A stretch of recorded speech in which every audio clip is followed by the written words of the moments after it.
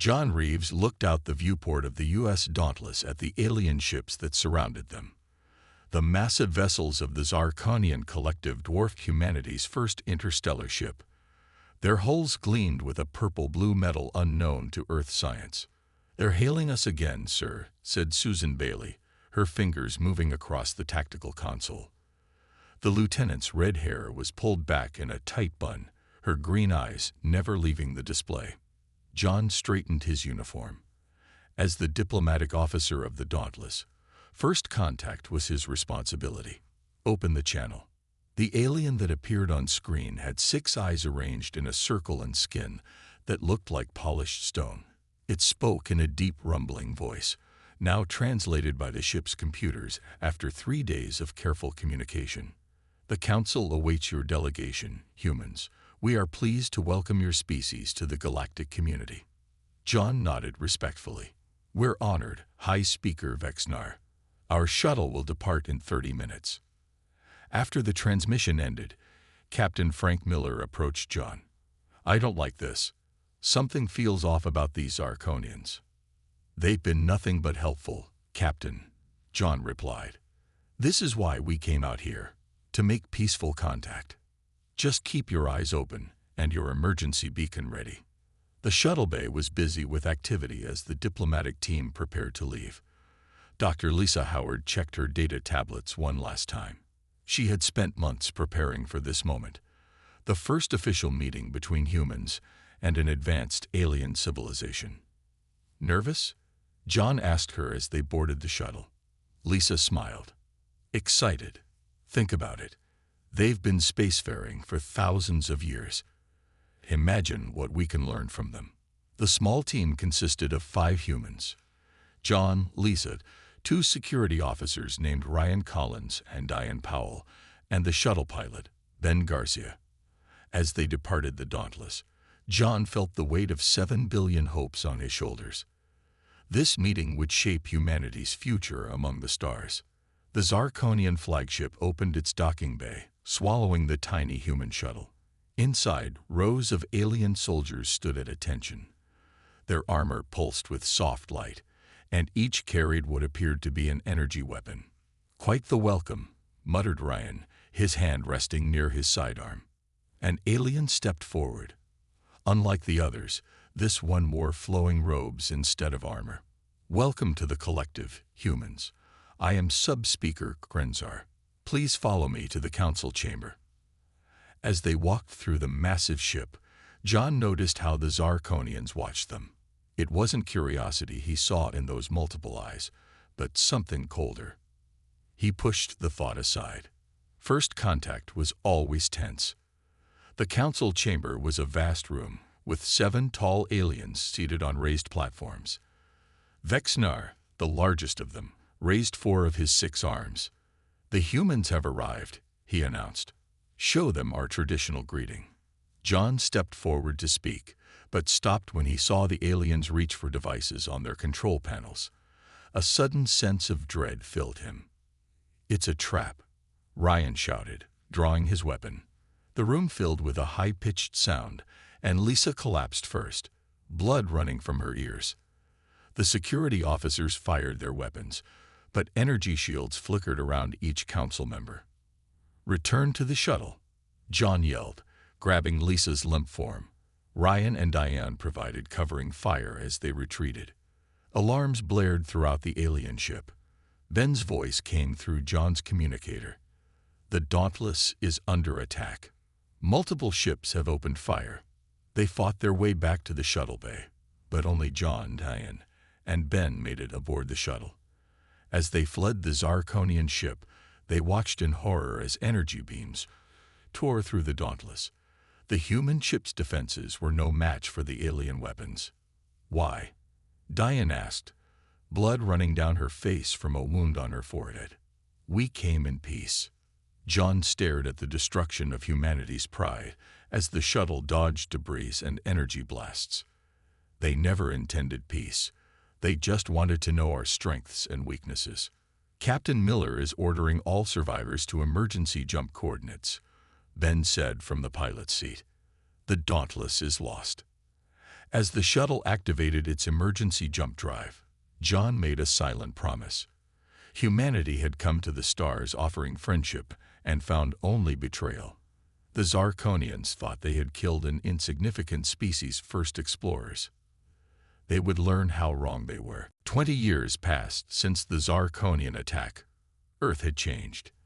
The planet no longer sent out peaceful exploration ships. Instead, the nations of Earth worked together with one goal: to survive in a universe that wanted them dead. Inside the hollowed-out asteroid Ceres, Dr. Alan Clark studied the holographic display of the massive ship taking shape before him. His once dark hair had turned white over the years.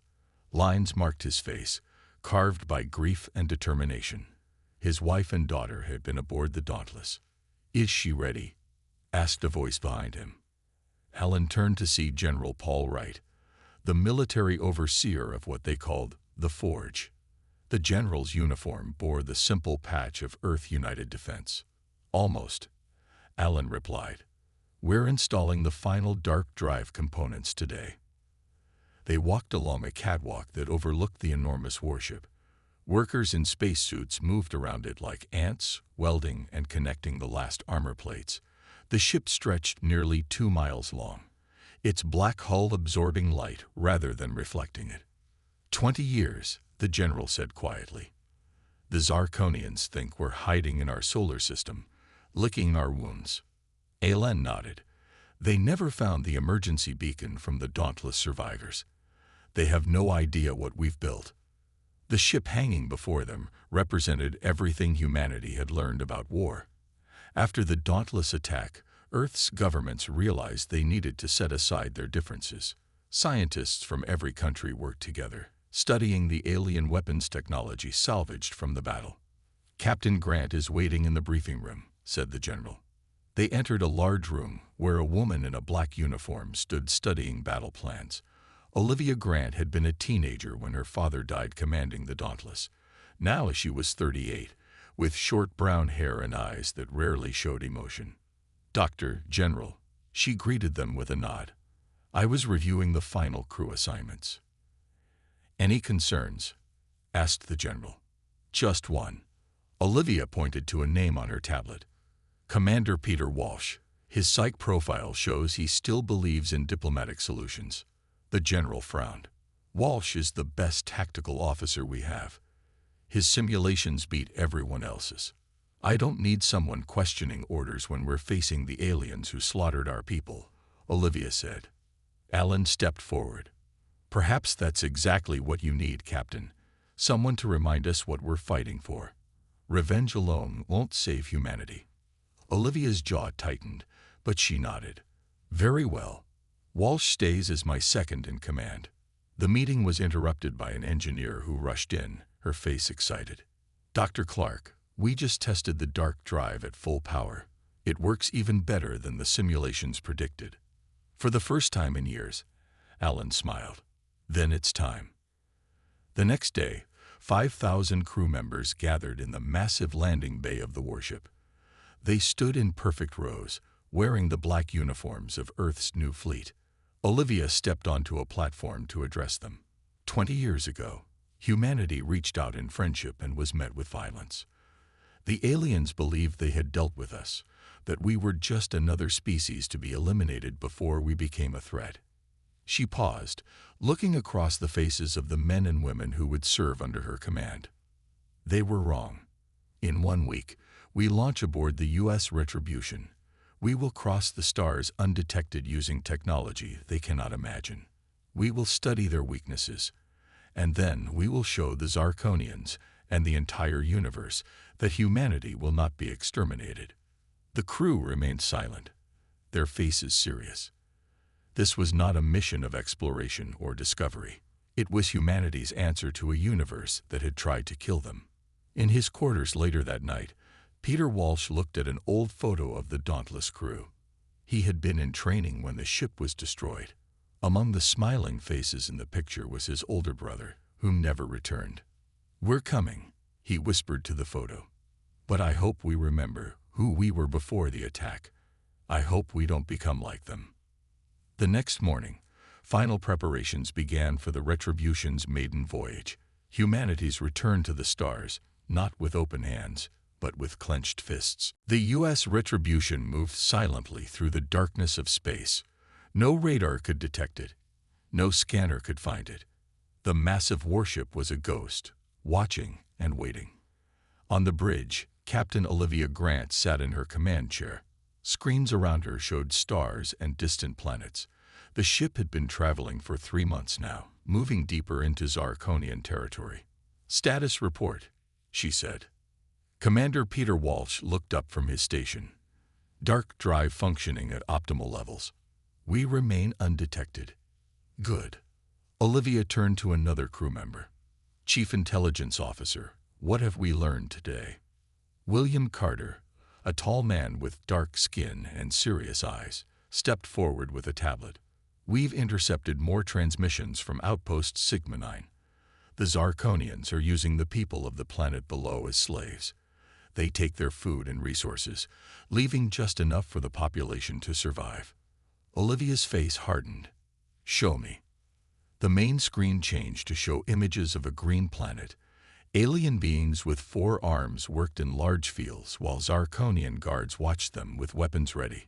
"These are the Nelvari," William explained. "According to the data we've gathered, they were a peaceful farming species. When they developed their first space station, the Zarkonians arrived offering help and technology." Peter moved closer to the screen. "And then enslaved them once they were dependent. Just like they planned to do with us," Olivia said quietly.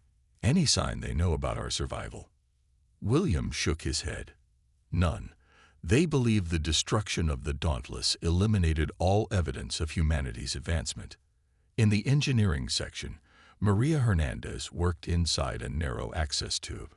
Sweat ran down her face as she adjusted the connections of the dark drive. The revolutionary system required constant monitoring. Her assistant, Kevin, handed her a tool. "The power fluctuations are getting worse, Chief." Maria nodded. "It's because we're running silent for so long. The system wasn't designed for a 3-month continuous operation." She made a final adjustment and slid out of the tube. The dark drive hummed more evenly now. It was a beautiful and terrible piece of technology. It bent light and energy around the ship, making the Retribution invisible to all known detection methods. "How long will the fix last?" Kevin asked. Maria wiped her hands on a cloth. "A few days, maybe a week. We need to power down for maintenance soon." In the ship's data center, William worked late into the night. He had been studying Zarkonian records for months. What he found disturbed him deeply. "Computer, show me all instances of first contact protocols in the last century." The screen filled with dates and star systems. William's eyes widened as he realized the pattern. He immediately called the captain. 10 minutes later, Olivia and Peter stood looking at the display. 67 species, William explained. All of them encountered by the Zarkonians when they first developed space travel. All of them either enslaved or destroyed. Peter's face paled. "They're systematic predators. They hunt emerging civilizations." "We weren't special," Olivia said. "We were just the next target on their list." She turned to leave but stopped at the door. "Prepare a full briefing for tomorrow morning. The entire command staff needs to see this." The next day, the ship's 12 senior officers gathered in the command room. William presented his findings, showing how the Zarkonians had built their empire by eliminating any species that might one day challenge them. The attack on the Dauntless wasn't a misunderstanding or an isolated incident, he concluded. It's their standard procedure. If a species seems capable of advancing quickly, they destroy it. If a species seems useful but not threatening, they enslave it. The room was silent when he finished. The weight of his words settled on everyone. Finally, Captain Grant stood. "We've been observing long enough. It's time to make our presence known." Commander Walsh frowned. "Captain, the mission parameters were to gather intelligence and return to Earth." "The parameters have changed," she replied. "We have the strongest ship ever built by human hands. We have weapons that can match or exceed Zarkonian technology, and now we know they won't stop until every potential rival is eliminated. She looked at each officer in turn. Plot a course for Outpost Sigma 9. It's time the Zarkonians learned that humanity survived. It's time they learned to fear us.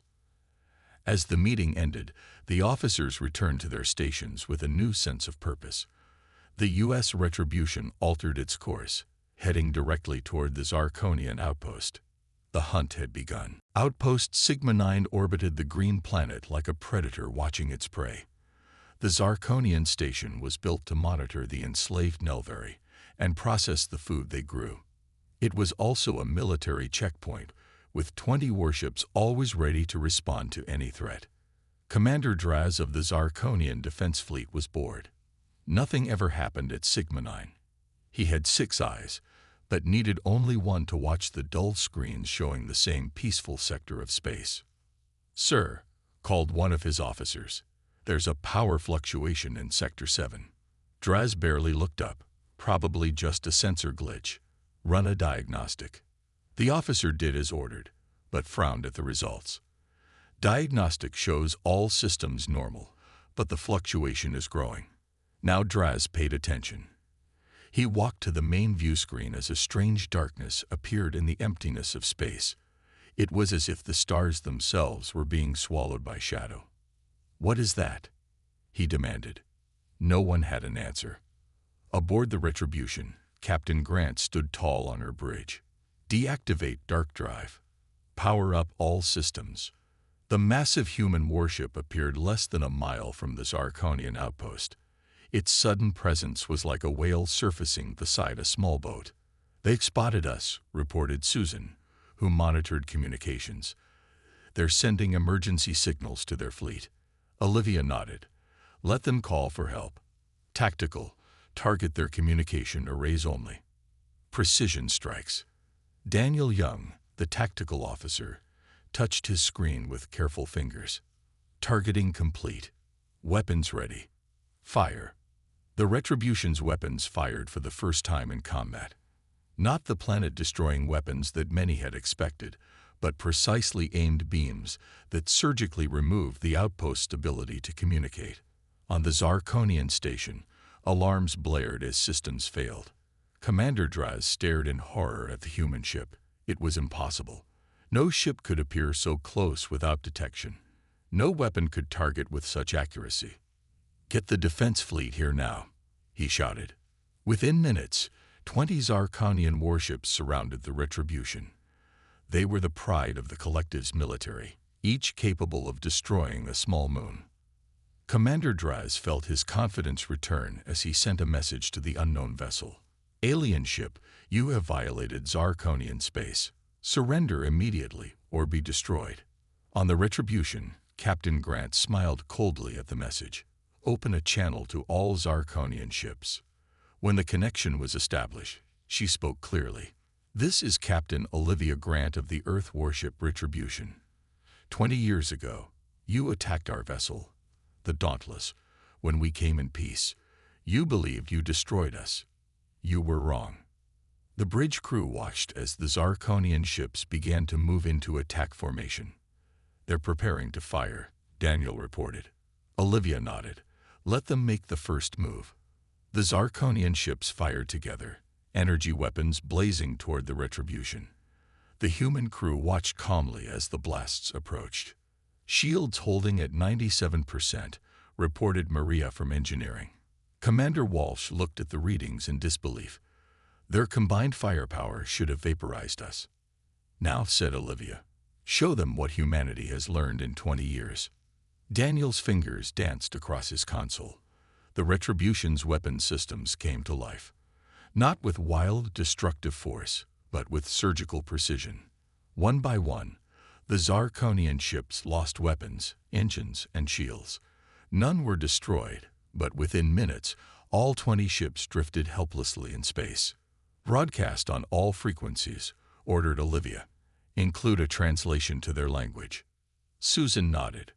"Ready, Captain." Olivia's voice rang clear and cold. "Remember the Dauntless. This is only the beginning. In the outpost control room, Commander Draz watched in horror as his entire fleet was disabled without a single ship destroyed. It was not battle. It was not even combat. It was a demonstration. "What are they?" whispered one of his officers. Draz had no answer. In all his years serving the collective, he had never seen such power wielded with such control. The aliens could have destroyed them all, but chose not to. That was more terrifying than simple destruction. As the human ship vanished again, activating whatever technology had hidden it before, Draz knew the collective faced something new. Not just an enemy, but a force of nature. And his report would send ripples of fear throughout Zarkonian space. The legend of the ghost ship Retribution had begun. News of the human warship spread across the galaxy faster than any vessel could travel. On the Zarkonian homeworld, High Commander Vexnar called an emergency meeting of the ruling council. "How is this possible?" he demanded, slamming his four hands onto the table. "The humans were eliminated 20 years ago." The military advisor, a scared veteran named Kraz, displayed images of the Retribution. "Apparently not, High Commander. The ship that appeared at Sigma 9 was unlike anything we have encountered. It disabled 20 of our best warships without destroying a single one." "A show of force," said another council member. "They wanted us to know they could have killed everyone." Vexinar's 6 eyes narrowed. "Find this human ship. Divert forces from every sector if necessary." Throughout Zarkonian space, military vessels changed course.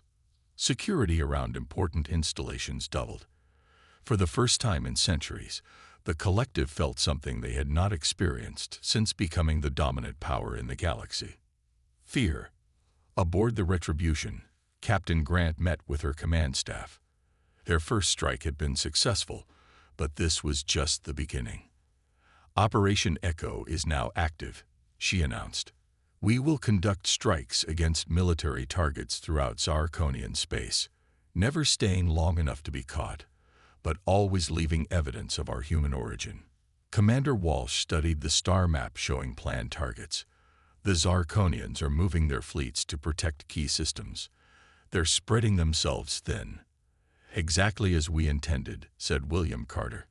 "Our intelligence shows they're pulling forces from their subject worlds. The oppressed species are noticing the reduced presence." Dr. Eric Miller, the ship's xenoanthropologist, spoke up. "Captain, I've been analyzing communications from several enslaved worlds. There are already whispers about the ghost ship that challenged the collective. Some see it as a sign to resist." Olivia considered this information. "That wasn't part of our mission, but it could be useful." "We should contact these resistance movements," suggested Peter. "If we're going to truly challenge the Zarkonians, we'll need allies." Olivia frowned. "Our orders were clear. Strike, gather intelligence, and return to Earth. Not start a galactic rebellion." "With respect, Captain," Peter said carefully, "Earth is 3 months away at maximum speed. We need to make decisions based on the current situation." Before Olivia could respond, the ship's alarm sounded. Maria's voice came over the intercom from engineering. "Captain, we have a problem with the dark drive. The continuous use has caused micro-fractures in the containment field. We need to power down for repairs." Olivia rose from her seat. "How long?" "At least 48 hours. We're vulnerable until then." The command staff exchanged worried glances. Without the dark drive, they could be detected. "Set course for the Niran Nebula," Olivia ordered. "We can hide there while making repairs." The massive ship changed direction, heading for the dense gas cloud that would mask their presence from Zarkonian sensors. As they approached, sensors detected something unexpected inside the nebula. "Captain, there's a ship hiding in there," reported Daniel from Tactical. "Not Zarkonian design. It appears damaged." On the main screen, they saw a sleek vessel about 1/4 the size of the Retribution. Its hull showed blast marks from energy weapons. "Life signs?" asked Olivia. "Yes, but fading. Their life support is failing." Commander Walsh looked at Captain Grant. If they're hiding from the Zarkonians, they might be allies. Olivia hesitated. Their mission parameters didn't include rescue operations, but the ship before them represented potential information, and possibly survivors who had also suffered under Zarkonian aggression. Bring them in, she decided. Security teams on full alert. As the tractor beam locked onto the alien vessel, William studied its markings. According to our database, this is a Solari scout ship. The Solari were once a major power in this sector before the Zarkonians conquered them 50 years ago. The damaged ship was guided into one of the Retribution's massive hangar bays. Medical teams stood ready alongside armed security personnel. When the airlock opened, a slender alien with silver skin and 4 arms emerged, supported by 2 others. Their eyes widened at the sight of the human vessel's interior. The lead alien looked at the humans with an expression of wonder. "The legends are true," it said through a translator. "The ghost ship that fights the collective." Olivia stepped forward. "I am Captain Grant of the Earth Warship Retribution. Who are you?" The alien straightened despite its injuries. "I am Tekra, commander of the Solar Ray Resistance, and I believe we have a common enemy." In the meeting room of the Retribution, Tekra of the Solari sat across from Captain Grant and her senior officers. The silver-skinned alien's wounds had been treated by the ship's medical staff. Now he looked at the humans with 4 bright eyes that showed both hope and caution. "For 50 years, my people have lived under Zarkonian rule," Tekra explained. "We were once traders and explorers with technology nearly equal to theirs. When they came, they destroyed our main fleet in a surprise attack, then claimed they were saving us from another enemy." Nicole Thompson, the security chief, remained suspicious. Her hand never strayed far from her weapon. "And now you lead a resistance." Tekra nodded. "A small one.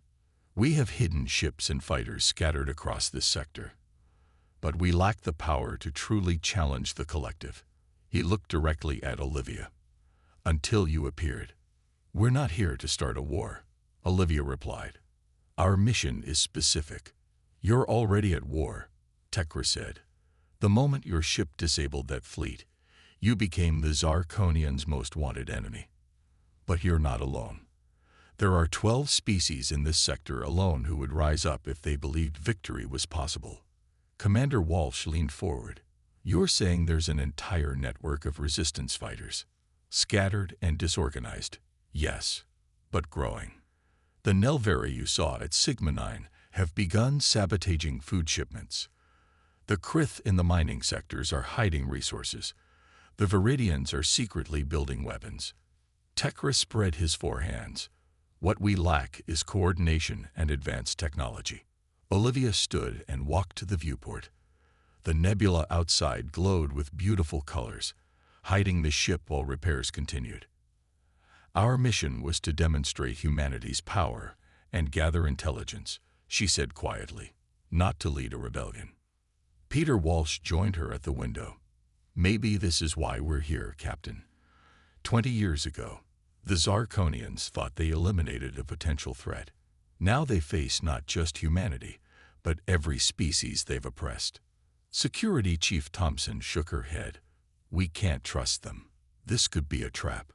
"I agree caution is needed," said Dr. Eric Miller, speaking for the first time.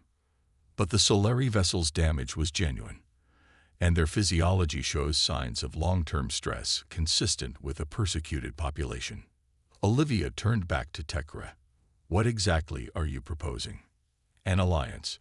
Share your technology and tactical expertise with the Resistance. In return, we offer knowledge of Zarkonian space, safe harbors, and thousands of fighters ready to rise up." The room fell silent. This decision would change everything. Maria Hernandez stepped forward. "Captain, the dark drive repairs will be complete in 24 hours. But we've learned something important.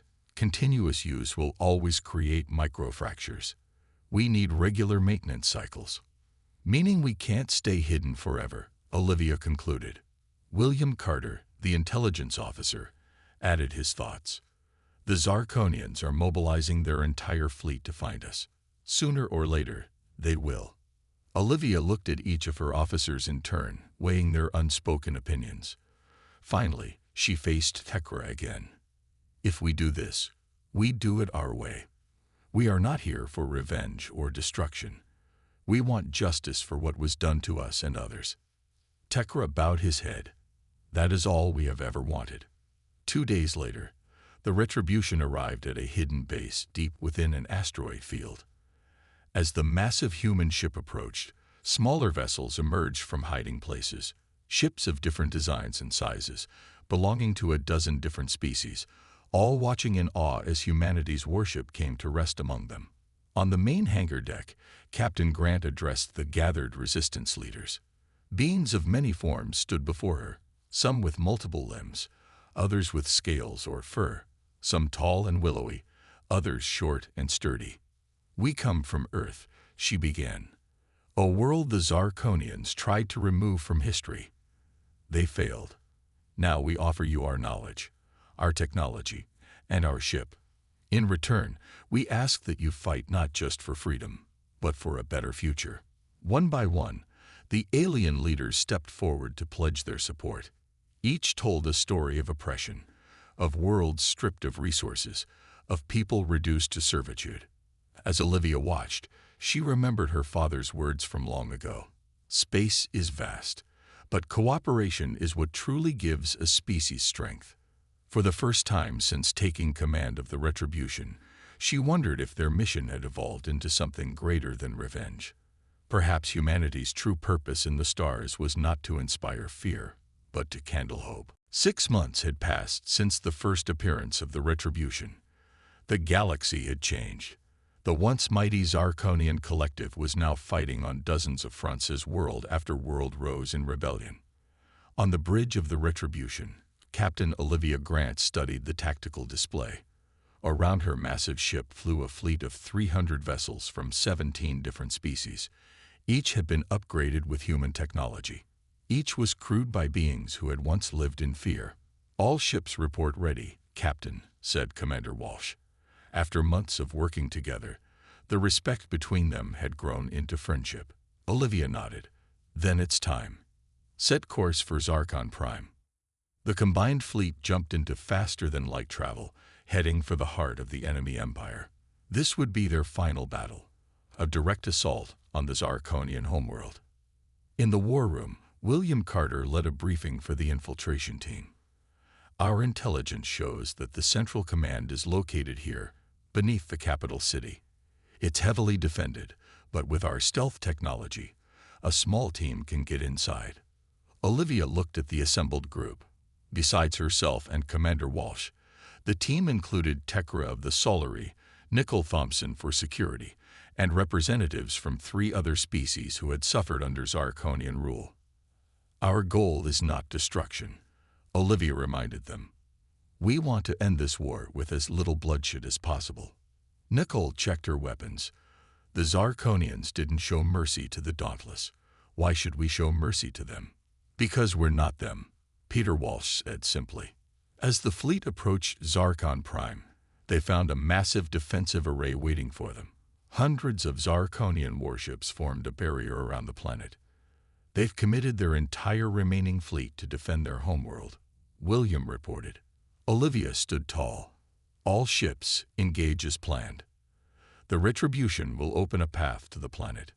The human warship surged forward, its advanced weapons cutting through the Zarkonian defenses.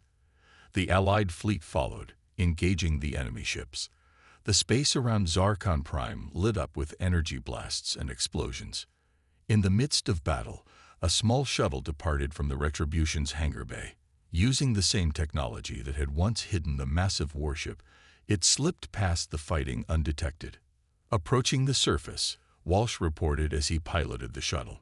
No sign they spotted us. The team landed near the capital city and moved quickly through the streets. The sounds of battle in orbit above were visible as flashes of light in the sky. The Zarkonian citizens looked up in fear, never expecting war to reach their homeworld.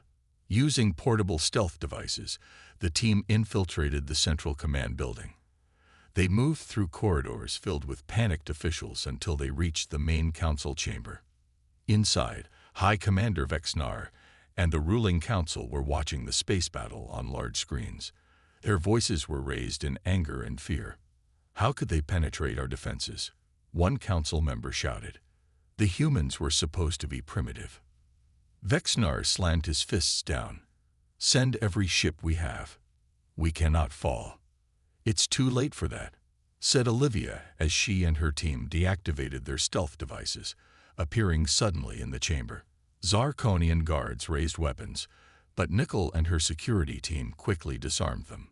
Vexnar's 6 eyes widened in shock. How dare you invade our world? Like you invaded ours. Olivia stepped forward. Like you've invaded countless others. What do you want? Vexnar hissed. To destroy us. To enslave us as you claim we did to others. No. Olivia placed a data device on the council table. We want justice. This contains evidence of every crime the collective has committed against other species. Right now, it's being broadcast to every world in your empire. Peter Walsh activated a screen showing the transmission. Your own people are learning the truth about their leaders. Outside, they could hear sounds of confusion and anger as the Zarkonian public reacted to the revelations. The secrets of centuries were being exposed. Your choice is simple, Olivia said.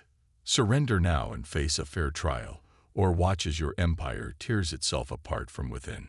Vexnar looked at the human captain with hatred, but also with a new emotion, respect. You could have destroyed us. That was never our goal, Olivia replied.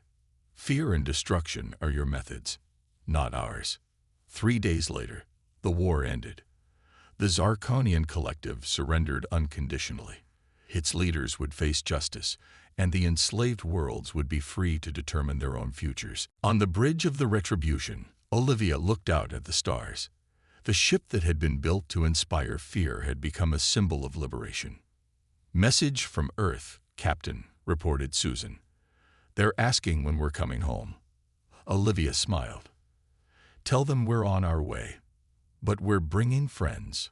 As the Retribution prepared for the journey back to Earth, the crew knew they were no longer just representatives of humanity. They had become part of something larger. A new alliance of species united by their shared struggle and hope for a better future. The warship that had made the universe tremble with fear would return home as a herald of peace.